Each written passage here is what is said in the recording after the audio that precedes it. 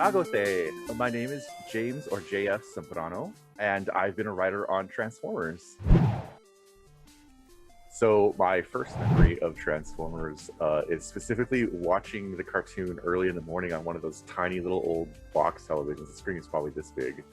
While taking a bath with my brother. So I don't know how old I was. I think that gives you an indication of how old I was. And just being like blown away with how cool it was that these robots were just like jetting through the sky and shooting missiles at each other and turning into planes and stuff. I think that the Autobots specifically teach a lot of values, and they're like a lot of cartoons at this time like really work to do that for kids. But one of the things that stands out to me the most about Transformers is how through Optimus Prime they taught kids about what leadership looks like, and in specifically the leadership style that is leading from the front and always taking responsibility. And I feel that we have a lot of people who believe that leadership means like standing behind and directing people, but Optimus was always right there with everyone else, and every time there was a mistake, every time there was a loss, he took it on himself. And I thought that was really cool. The way that I ended up writing for Transformers is actually a little bit, I think, has like a weird long story, but I'll try to shorten it.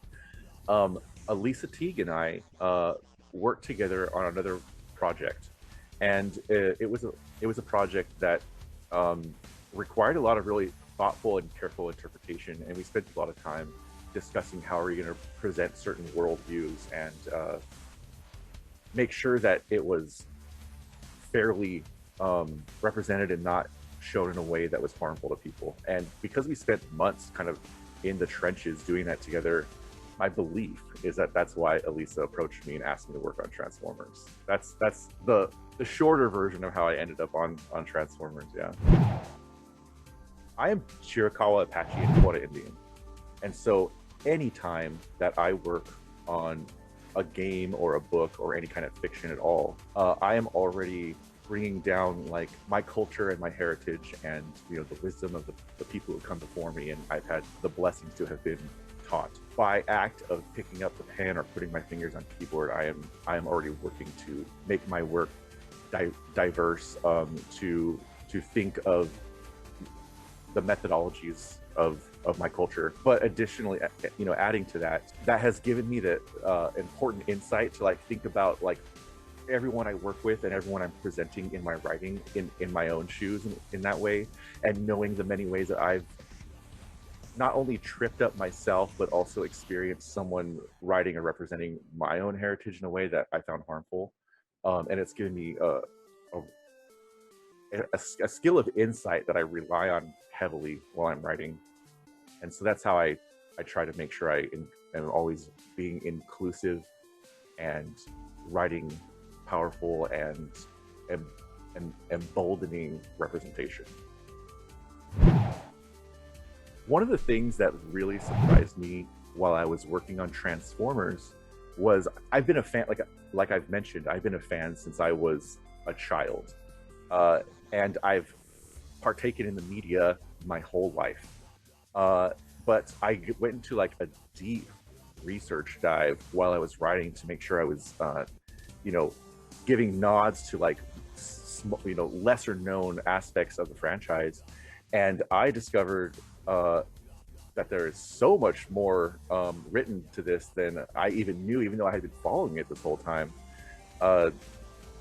I really fell in love with some aspects of the comics, especially ones where they started to cross over with other Hasbro franchises, like My Little Pony. That was really surprising to me, but it was really entertaining. If you haven't seen the My Little Pony comic that includes Grimlock as part of the storyline, you really need to see it. It's hilarious.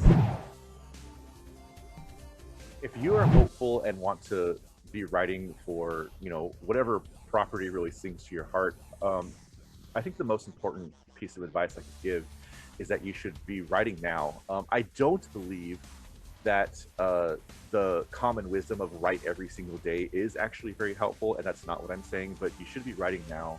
You should be developing a habit of writing, and because not only is it going to make it, like, if you ever do end up on one of those projects, not only is it going to make it so that you are able to, you know, you've practiced enough to put that kind of word output that you need to on these projects, but on top of that, you're going to, every time you write, every time you sit down and pen down even just 500 words, you are improving your craft.